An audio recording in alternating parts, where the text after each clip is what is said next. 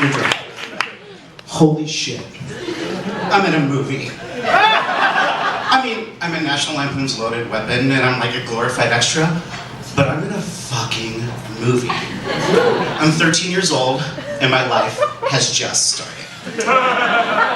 At the premiere of this movie, the first person I talked to is Gene Quintano. Everyone knows who Gene Quintano is, right? Let me remind you who he is. He's the author of such famous films as Police Academy 3, Police Academy 4, and the jewel in the crown that is his career, Operation Dumbo Drop. Clearly, I'm soaring with the fucking Eagles.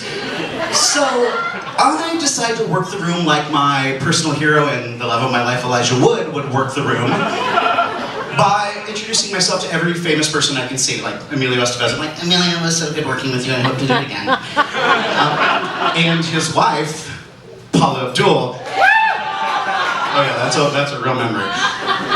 Paula Spellbound was spellbinding. I need to explain something to you about me at 13 years old. While other kids were, first off, I was just convinced that I was going to be a child star, despite the startling evidence to the contrary. Like, while other kids were outside, like, exercising, I was at home reading Variety magazine with my glasses that are so big that, like, I could lick the frames without contorting my face too much. Like, legitimately? Like, it looked like two clear toboggans on top of a side of ham, and that side of ham had two eyes and a mouth. But I was on a trajectory to a child Oscar.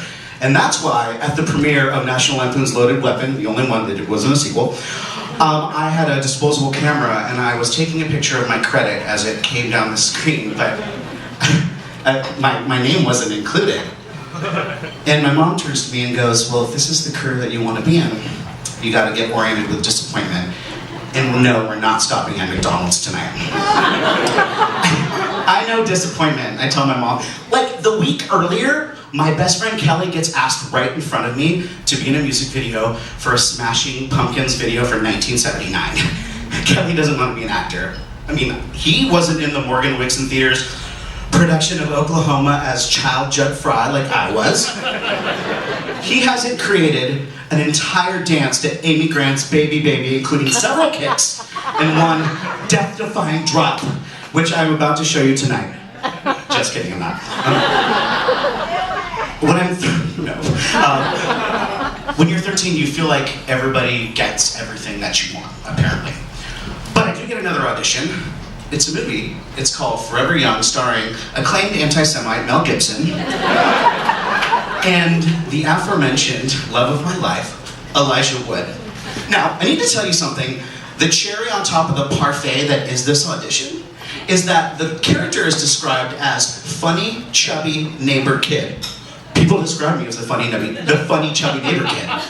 Like, legitimately, my neighbor calls me the funny, chubby neighbor kid. He also, like, calls me faggot a lot, but also funny, chubby neighbor kid. So I walk into that audition, and I walk right up to Fern, the casting director, and I say, Fern, I didn't have to prep for this because I live this. Thank you. And when I'm done, I look at the room, including, not to drop names, but J.J. Abrams wrote the movie.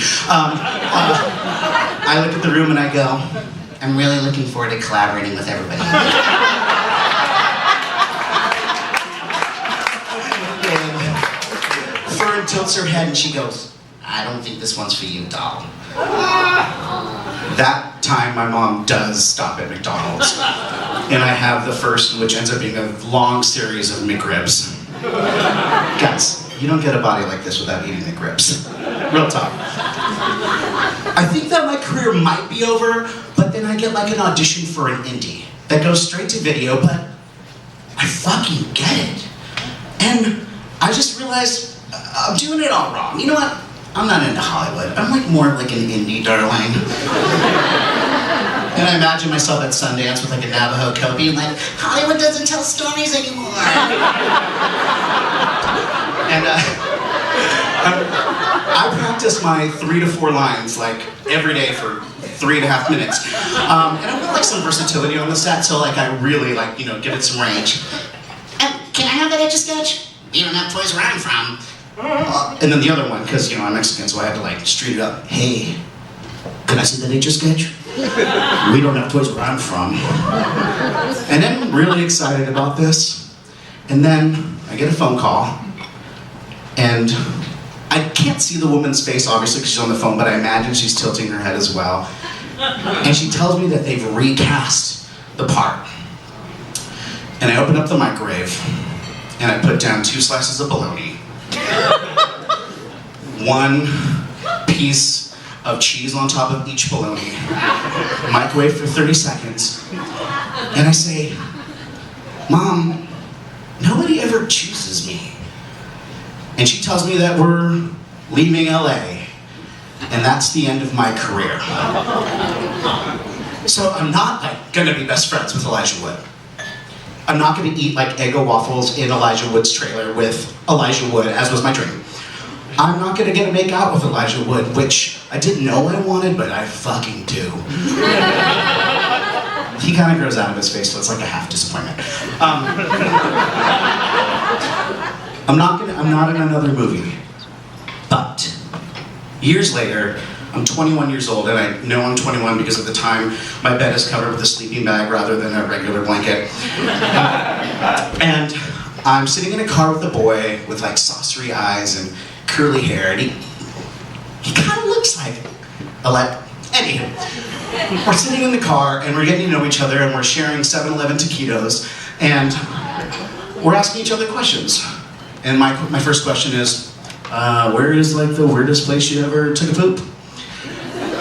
And he asked me, what was on the radio when you lost your virginity? And I say, what's like the worst movie you've ever seen? And he cocks his head back in a way that eventually I will fucking hate, but in a moment I find really charming. And he says, National Lampoon's Loaded Weapon. And I say to myself, David, maybe you were in another movie, but the one movie you were in is about to get you laid. And he looks just like Elijah Wood. Thank you.